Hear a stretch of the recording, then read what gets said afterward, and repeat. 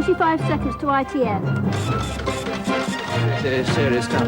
40 seconds to ITN. LWT standing by. Can I give you some running order changes? 35 to ITN. Ulster. Thatcher's talking to a cabinet. No. 30 to ITN. Channel standing by. Stand by local countdown. 10, 25 to ITN. 8, 7, 6. BT2 roll. 20 to ITN. 2, 1. Q.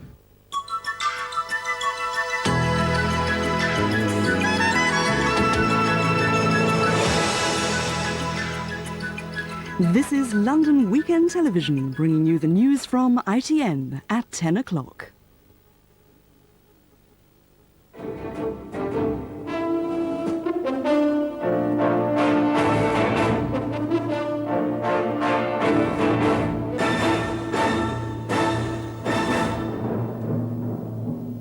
Row as Minister hints at talks with Sinn Féin. The Channel rail link is delayed for a year. Its shares on tap for £250. East Germany's new leader sacks 5 more hardliners. And a drug comes halfway round the world to save a mother's life.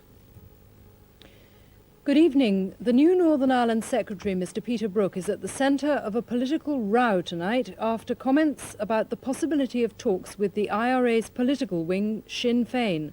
Opposition groups have strongly condemned his remarks.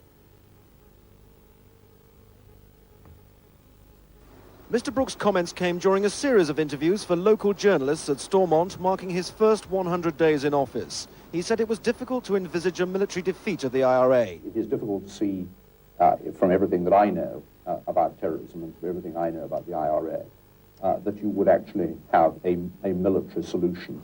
Later on, Mr. Brook went one stage further when asked by the Press Association whether a British government would ever have talks with Sinn Féin. He said that if the IRA were to lay down their arms, he hoped the government at that stage would be imaginative in how it responded.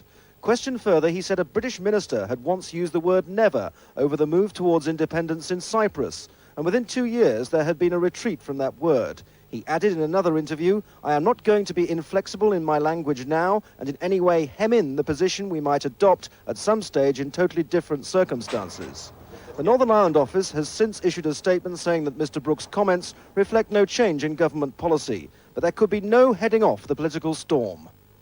What the Secretary of State has succeeded in doing is spreading considerable confusion by his idle speculation. The Unionists are enraged. Provisional Sinn Féin feel that one last push will bring them to the negotiating table. And the Social and Democratic Labour Party, whose conference is starting today, will feel very dismayed indeed. Ulster Unionist MPs were outraged by the interviews. Well, the men that murdered that baby in Germany and have carried out all the atrocities that they've carried out in Northern Ireland, to even speak to them would be an insult to Ulster's honoured dead. Well, I think if a Minister of the Crown, particularly the Northern Ireland Secretary, says that we can't really expect to defeat the IRA militarily, I think that means to them, and the signal to them is, okay, they're getting near to breaking point. They're not going to be able to defeat us. Their morale is going, let's kill another 50 people and see where we get to then. But the SDLP welcomed the comments. The Secretary of State is to be commended for looking into the future rather than dealing with the immediate past. In Dublin, the Irish Prime Minister, during a photo call with 2 of the Guildford Four, had this to say.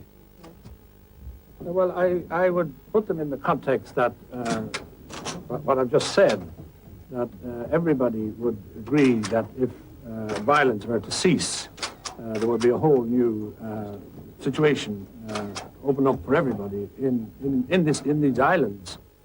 Tonight, Sinn Féin's Danny Morrison, in an interview carried out under the government's broadcasting restrictions, said for years the British government have been saying they can defeat the IRA. Now Mr. Brook is admitting they can't. But he also said that despite what he termed the moderate tone of Mr. Brook, Sinn Féin would not accept any preconditions on talks with the British government. Andrew Simmons, News at 10, Belfast. British Rail confirmed today that it's postponed for a year its plans to build a high-speed rail link connecting London with the Channel Tunnel. It's also abandoned plans to build tunnels under London to carry the new line. It says that would be far too expensive. It will now look at ways of upgrading existing track and tunnels from Swanley in Kent through to the capital. Other points announced today: King's Cross will be the second London terminal along with Waterloo. 2 international stations are to be built at Ashford and Swanley in Kent, and the link should still be completed by 1998, as originally planned.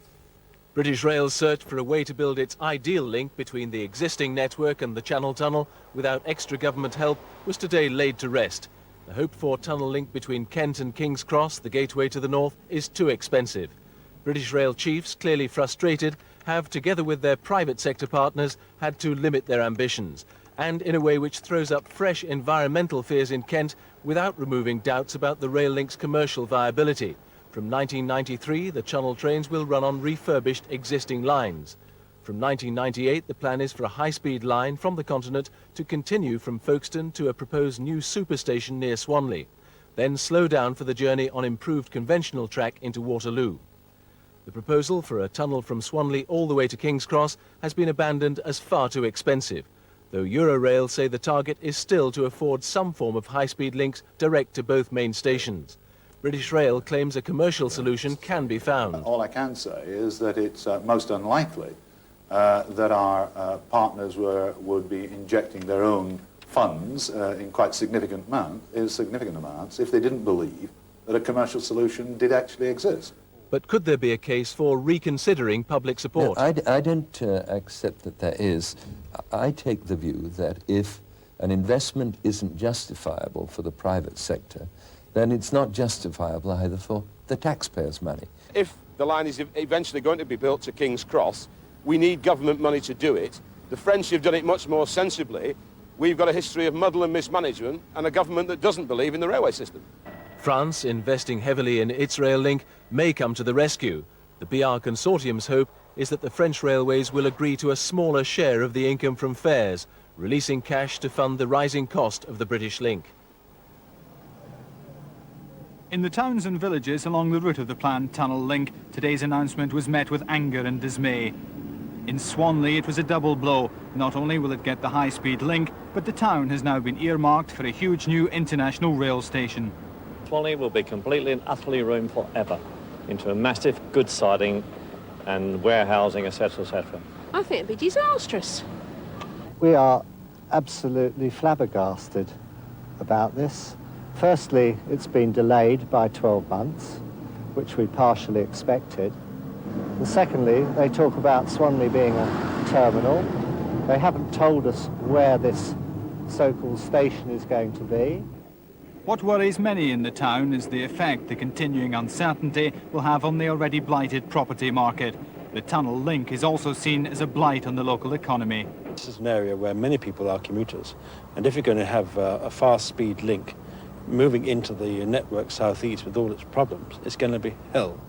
But despite the latest setback, the groups protesting against the rail link say they'll continue their campaign. The next stage is a protest march in London on Sunday, and the organisers say today's announcement will ensure a massive turnout. Harry Smith, News at 10, Swanley. The government says 4 million people have expressed an interest in buying shares in the water industry. That's a bigger response than for the sell-off of British Telecom, British Steel or the TSB. Investors are being told they can spread the minimum £250 payment over 20 months. The government's throwing its full weight behind this launch. Virtually the entire team of environment ministers were wheeled out today. Chris Patten was even induced to pose with a glass of water. Later, Mr. Patten introduced the almost obligatory promotional video. The 10 water and sewage businesses of England and Wales. Outside in the corridors, the city yuppies were more interested in the detail of the prospectus document. It's thick as a telephone directory, and for the average person, hardly much more interesting. But it does reveal the amount the government's spending to make the flotation succeed. For a start, there are taxpayer subsidies to the water authorities. The government's writing off £4.4 billion of their debts and also paying them more than £1.5 billion in grants, the so-called green dowry, a total of £6 billion. The new companies will also be immune from legal action by local authorities who claim water as a public asset. And they'll effectively enjoy a 10-year holiday from corporation tax because of generous tax reliefs against their buildings, £500 million, and plant more than £7,000 million. Finally, there are discounts and bonuses for small investors, cut-price shares in local companies, as well as bonus shares, and up to 20 months to pay for them. nearly 4 million individual SIDS have registered an interest at the Water Share Information Office. Now that's more than we're interested in the British Telecom's offer. There will be many people who have expressed an interest but will not follow it up because they will be frightened off by the financial prospects for the industry, which are not particularly bright. The flotation's due at the end of the month, though some say the total cost in subsidies will mean the government will be lucky to break even. John Draper, News at 10, Westminster.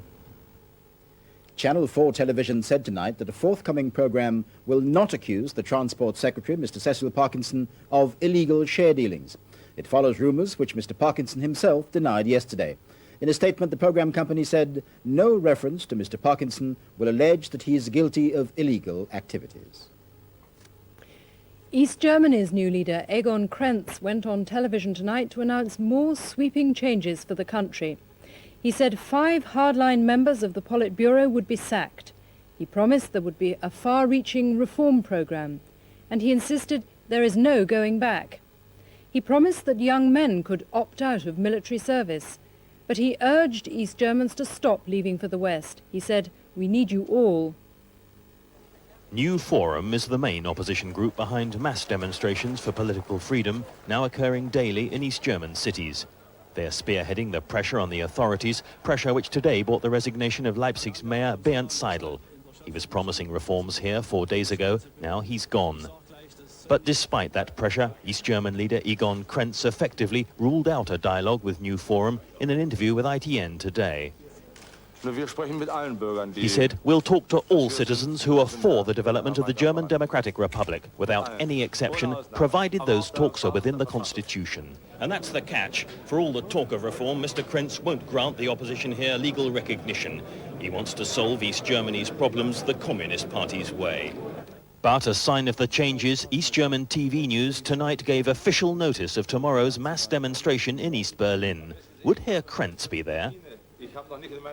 He said, "I've got work to do, so I'm not sure I've got time."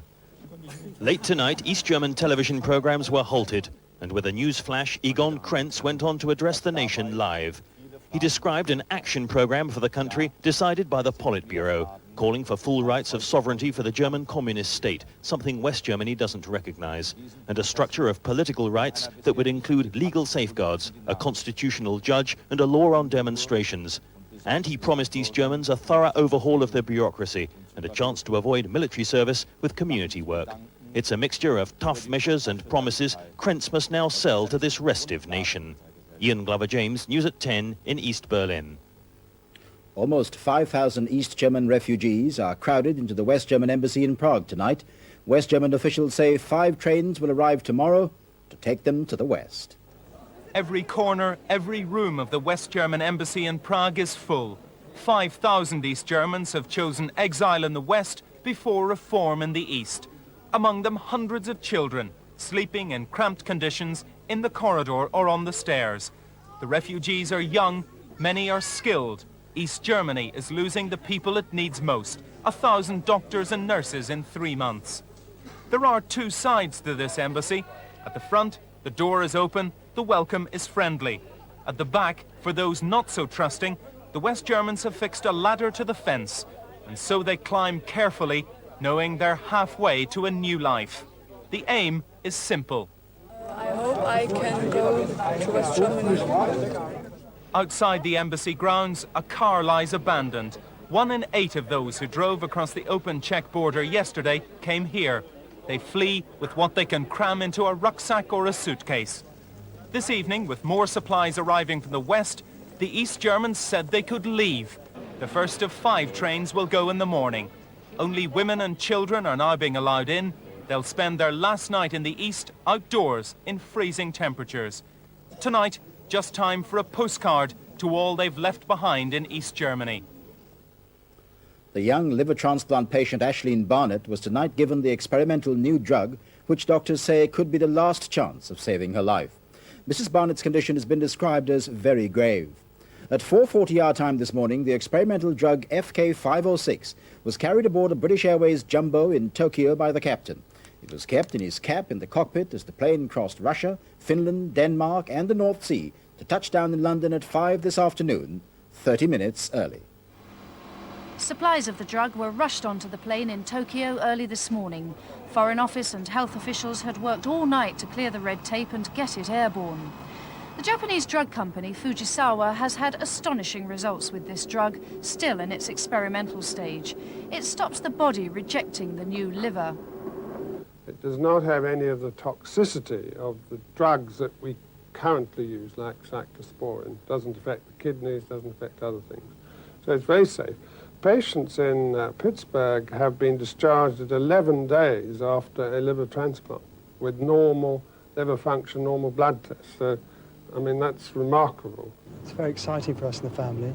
Anything that is going to help Ashley, we want to encourage it. And it's fantastic, the effort that people, press, the doctors, the Japanese and others have put in to make this extra chance possible. The plane reached London just after 5 tonight. Police immediately cut through the formalities.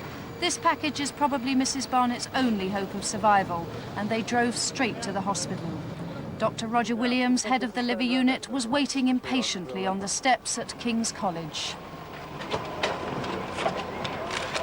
Hello, thank you very much indeed, thank you. Well done. She will have it tonight. By the end of the weekend, doctors will know if the drug has worked. Joan Thurkettle, News at 10, King's College Hospital. In Cambodia, it's thought that forces of the rebel Khmer Rouge are close to capturing the country's second-largest city. An exclusive report on the resurgence of the men behind the killing fields in Part 2. Plus, preparing for the space shot, ITN will be with Britain's first astronaut in space. And the Soviet miners' strikes that may mean power cuts in the midst of an Arctic winter. That's in a couple of minutes.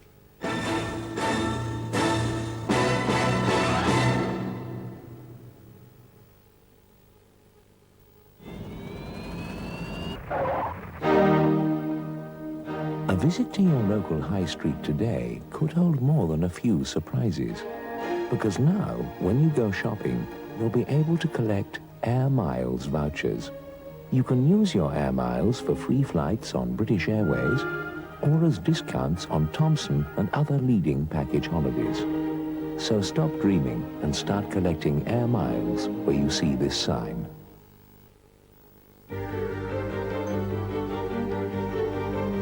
Putting Macintosh in your office can mean more than just a new computer. It can mean a new attitude, a new outlook. Ideas surface from people you thought had retired. Your 8th floor will actually communicate with your 7th. Presentations begin to border on the flamboyant. And one by one, every person will discover the power within themselves, the power to succeed.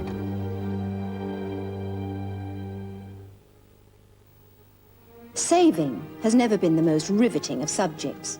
So Lloyds Bank have asked us, me, to tell you about their new instant savings account.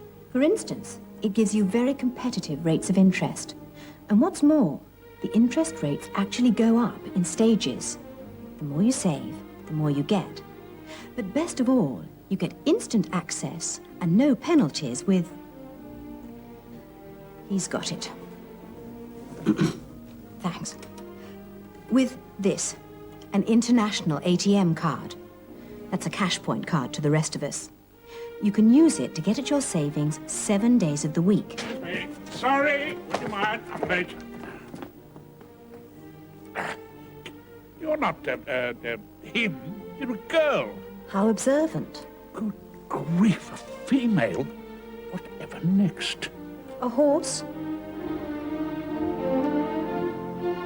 The instant savings account from Lloyds Bank.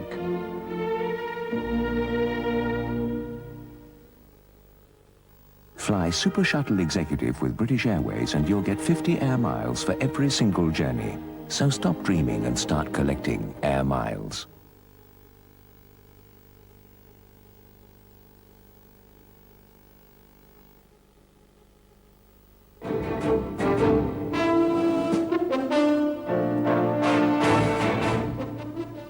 The Khmer Rouge, the feared army of the former dictator Pol Pot, is again threatening to engulf Cambodia, 10 years after its troops were driven out by the Vietnamese. Here, Mrs. Thatcher has again denied reports that British servicemen are helping to train Khmer Rouge soldiers. Tonight, Gerald Kaufman, the Shadow Home Secretary, told the government it must stop any action which could assist in the return of the murderers of the killing fields. The Khmer Rouge, led by Pol Pot, seized power in Cambodia in 1975. By 1978, more than 1 million Cambodians had been killed. Vietnamese forces invaded, supported by the Soviet Union. Pol Pot fled to Thailand. A Vietnamese-backed communist government was set up in Phnom Penh. Fighting continued between the Khmer Rouge and the Vietnamese army. Recently, Khmer Rouge soldiers, allegedly backed by China, have been massing on the Thai border. In September, the Vietnamese began to withdraw their troops. They'll all be gone by next year. Khmer Rouge forces have been mobilized, and they're now advancing on the country's second biggest city, Battambang. Sonia Rusler of ITN's Channel 4 News has been studying exclusive pictures of the Khmer Rouge advance. The Khmer Rouge, brutal, secretive, and planning to control Cambodia again. Landmines are everywhere, even underwater, and anywhere an ambush can be waiting. It's the Western Front in the battle for Cambodia. General Son Sen's the commander-in-chief of the Khmer Rouge, the man they say has replaced Pol Pot. He controls about 35,000 men, an army too powerful to ignore. Their new strategy is to use military strength to force others to negotiate with them. That's why a victory on this front matters. It reminds everyone in Cambodia that the Khmer Rouge could take over. As the men march to battle, volunteers carry ammunition. But this is no ordinary guerrilla army. The discipline is part of a grim philosophy, a regime of work and sacrifice. Everyone does as they're told. When the Khmer Rouge ruled, nearly 1 million people died. The aim was to build a new Maoist society of rural collectives. A primitive society, ignoring the outside world.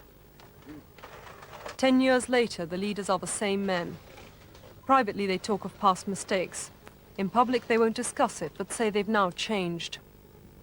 At the command center inside Cambodia, their commander-in-chief refused to talk about their brutal past.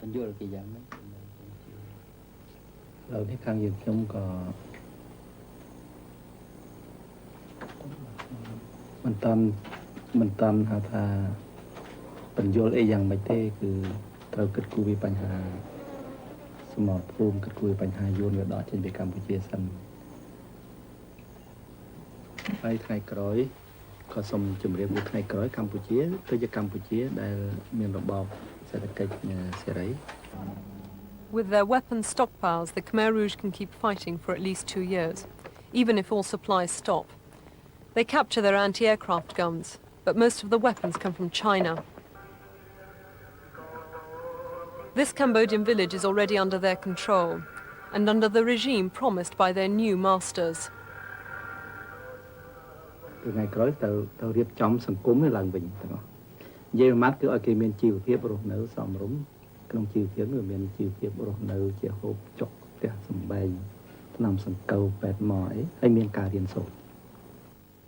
For children of the Khmer Rouge, education means only the classroom. For the rest of the country, old enough to remember Cambodia under the Khmer Rouge, re-educating society has another meaning. The final countdown is about to start for Project Juno, which will put the first British astronaut into space. The final 4 candidates will be announced this weekend. The man or woman chosen will take off with a Soviet Soyuz spacecraft and spend 8 days aboard the orbiting Mir space station. ITN and ITV have won the race for exclusive TV rights to cover the British journey into space.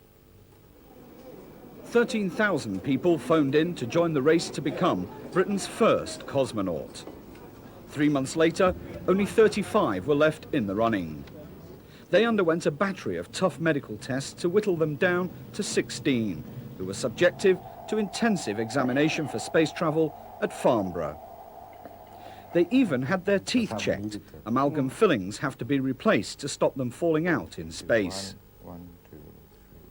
This is their objective, to fly in space for 8 days on the Soviet space station Mir. At the moment, the Cavant astronomical model is docked to Mir, with a Progress cargo shuttle docked on the front. But soon the Soviets will add a D module and a T module. When the British cosmonaut joins the crew in 18 months, Mir will be the most sophisticated laboratory in space. We're going to have of the order of 100 kilograms worth of experiments, which the Soviets have already said they're extremely interested in the experiments we're drawing up. The final selection of those hasn't been made, but we're in the final stages at the moment. And they, in fact, have indicated, the Soviets have indicated, they would like to jointly operate some of the experiments with us. I mean, they think they're so good, they'd like to actually share in the results and share in some of the costs. Professor Heinz Wolff is selecting the experiments that will go with the British cosmonauts. This is a device for simulating gravity, based on a computer disk drive. And each of the experiments will occupy one or more of these little compartments. Here we have a miniature microscope, again a commercial product, which contains all the features of a real microscope. Science progresses by tiny steps. It's our view that by flying a large spectrum of experiments, quite a number of different scientific disciplines will each be able to make its own tiny step. The final 4 Juno candidates will be known on Sunday. Lawrence McGinty, News at 10, with the Juno project. Power cuts are being threatened in the Soviet Union tonight as more miners join the pit strikes.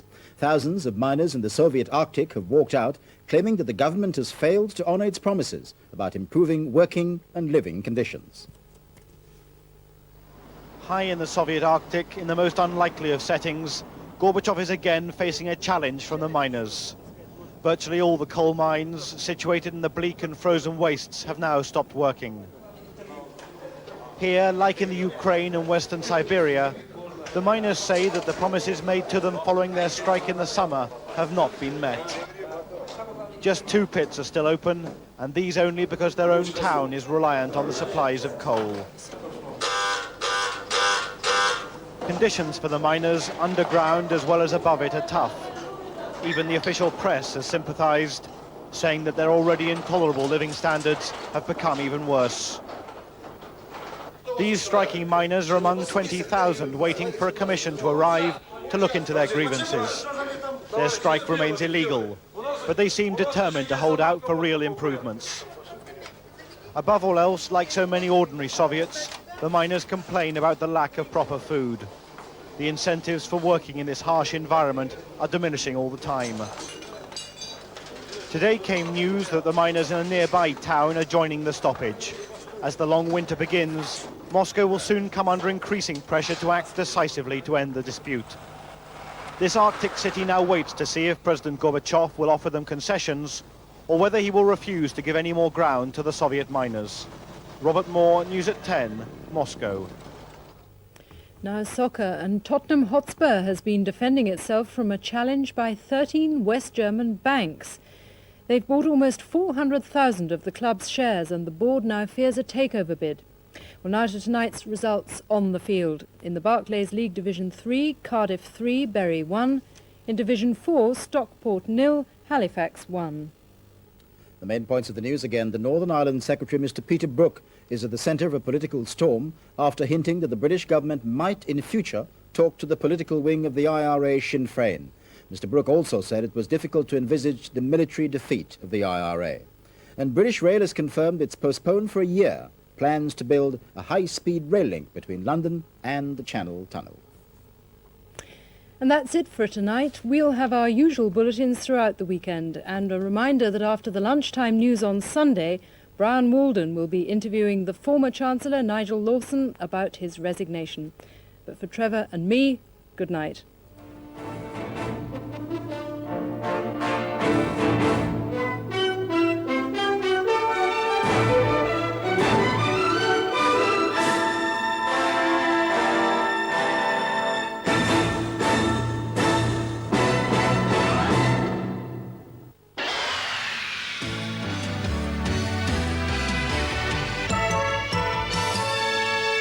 Good evening. You have to go a long way to find some warm weather this weekend. We'll have a look at the temperatures around Europe in just a moment. Let's come back home. The weekend weather dominated yet again by fairly strong winds. They're not going to be as strong as they were the last two weekends, but still quite blustery, northwesterly winds, bringing colder weather and some heavy showers as well. Let's go around Europe now. There is some warmer weather around, but you have to go a long way to find it. Much of France and northern Spain is very much like our own weather, about 11 there. But right down in the south, down in the southern part of the Mediterranean, down in the Greek Isles as well, temperatures just creeping into the 70s Fahrenheit. So there's some warm weather, but it's way down south. Let's come back home now. The rest of tonight, well, there's been rain moving in from the west during the evening. As we go through the night, it'll cross the whole of Britain. Some of that rain fairly heavy as well. But clear weather coming on behind, as you can see. The sky's breaking again, and temperatures falling quite sharply, probably down to around 4 or 5 degrees in many places. That's just about 40 Fahrenheit, and a touch of ground frost if you're sheltered from those westerly winds. For tomorrow, well, the rain could still be hanging on in the southeast to start the day, so rather a grey start there, the same for the far north as well. But that rain soon moving away quite smartly during the morning, and then we'll all have the same sort of weather, a mixture of sunshine and showers. Most of us seeing at least the odd shower, and out in the west, quite frequent showers, I think, and up in the northwest, they'll be heavy up there, and 1 or 2 thundery showers mixed in. Winds fairly fresh and quite blustery, especially in the southwest, but they will be easing off slowly during the day. Let's go on to Sunday now. A slightly better day, still the same old mixture of sunshine and showers, but hopefully rather more sunshine and fewer showers. Yet again, most of the showers out in the west, because we'll still have west or northwesterly winds, but they'll be a little less strong than they're going to be tomorrow, so it should feel a fraction warmer. But typical temperatures for this weekend, 11 in the south is 52, 8 in the far north, only 46. A cool, showery weekend, but at least there's some sunshine. That's it from me. Here's the summary.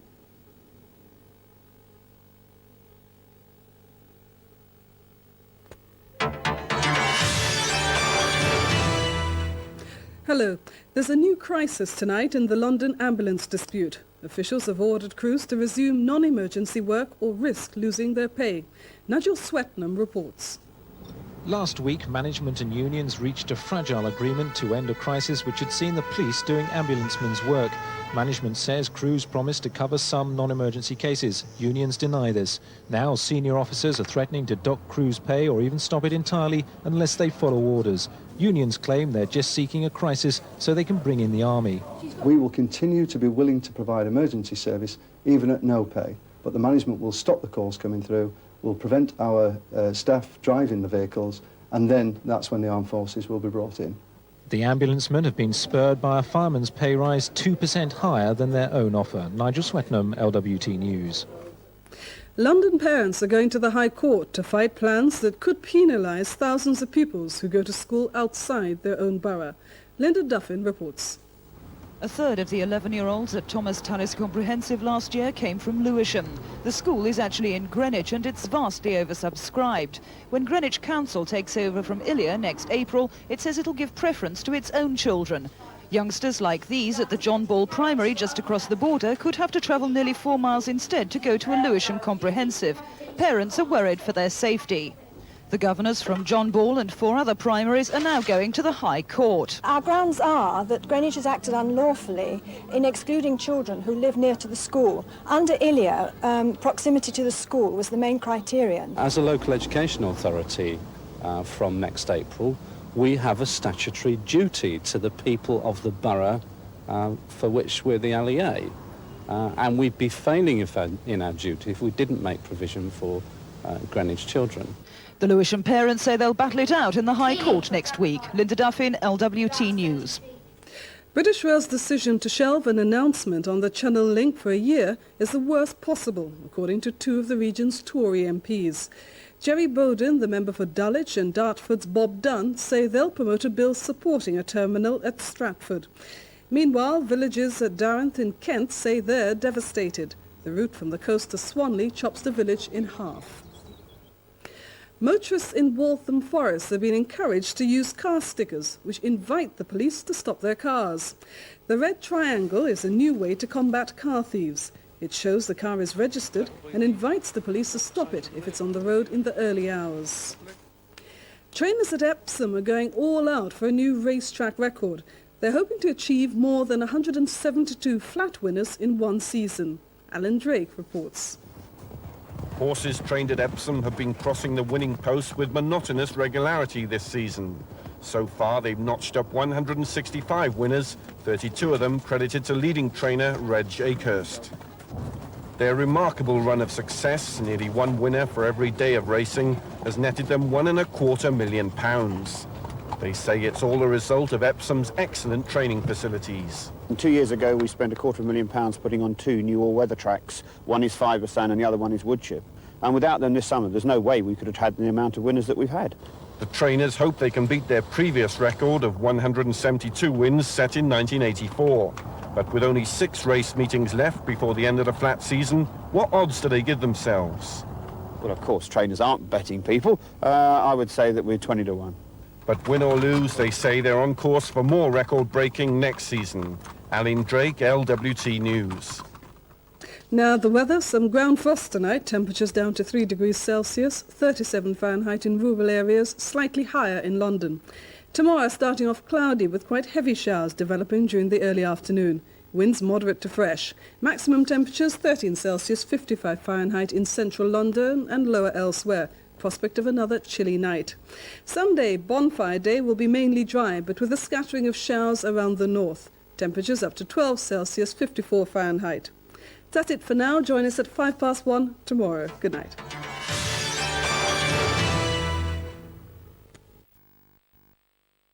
Lawson resign as Chancellor of the Exchequer.